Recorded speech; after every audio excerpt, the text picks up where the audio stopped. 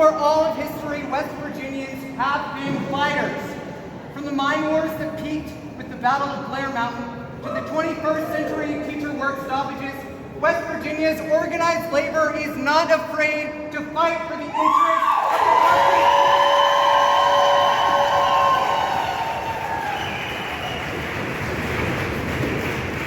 But there are always those who will fight against us. From union-busting tactics like right to work and the criminalization of public sector work stoppages, unfortunately, the right to organize is not guaranteed. We have to fight for it.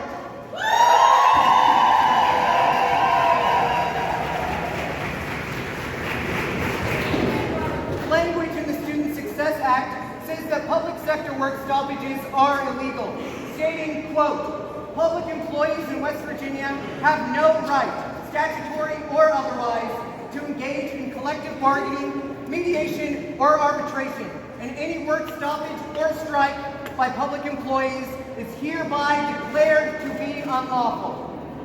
Additionally, it would allow county boards to withhold pay from and even fire teachers who participate in work stoppages. The bill also outlines that schools can stay open during these work stoppages. So why?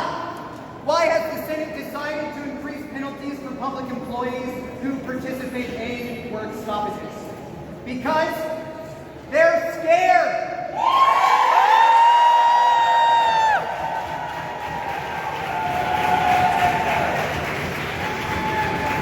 Elected politicians who think they're kings are scared of our movement because it reminds them where the actual power lies.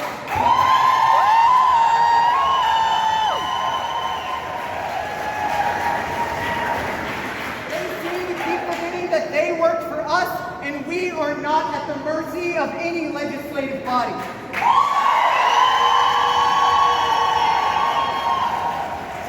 So what exactly is the Senate trying to combat, and why is the right to organize so important?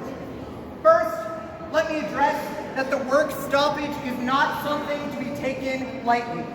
It is not the first step of the process, but rather a last resort. The work stoppage is the workers' most powerful weapon against those in power. The public sector is critical to the function of society, and when the public sector is interrupted, people notice. When normal people notice, they get involved, and for the most part, normal people side with other normal people against those trying to control us.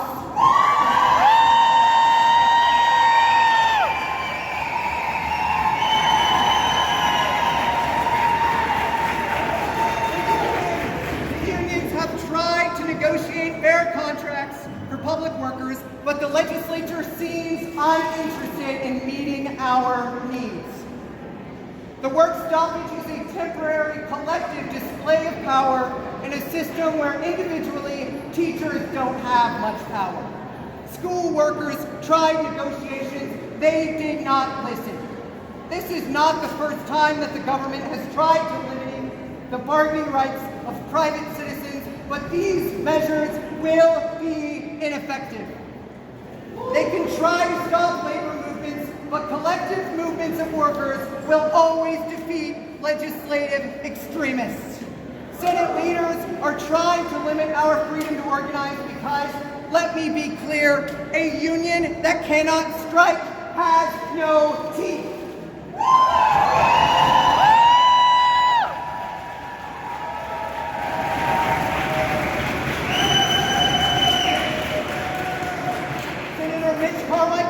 Allies aim to gut union powers and keep workers docile. But, as Republican President Dwight D. Eisenhower said, only a fool would try to deprive working men and working women of their right to join the union of their choice. Personally, I agree with President Eisenhower. Only a fool would try to deprive the workers' right to organize, and it seems that the West Virginia legislature may be full of fools.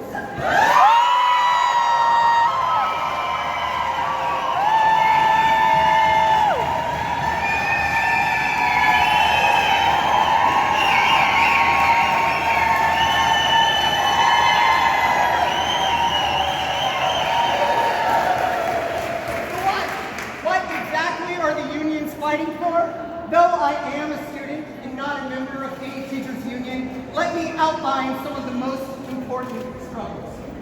The teachers and school workers unions fight for fair treatment. They fight so that their seniority is not overridden and their years of experience serving the great state of West Virginia are not ignored. The unions fight to keep public school money public. They detest the movement of funds that will only benefit the chosen few in the state while underfunding the education of the many.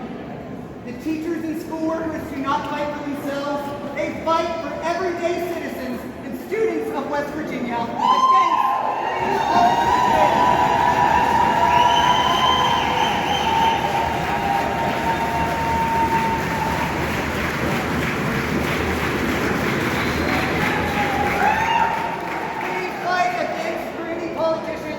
want nothing more than to line their pocketbooks and to get away with it.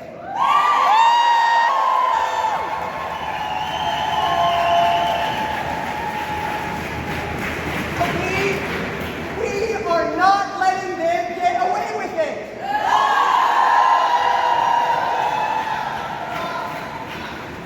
When we show up in force, when we show the world that everyday people are in charge of the state, we are winning.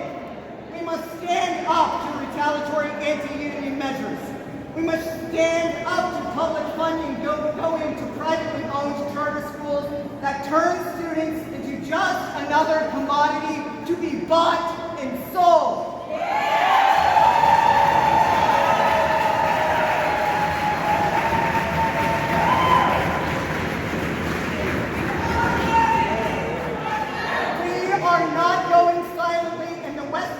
Legislature has not heard the last of our fight to provide a, quote, efficient system of free schools as outlined in the West Virginia Constitution, Article 7, Section 1.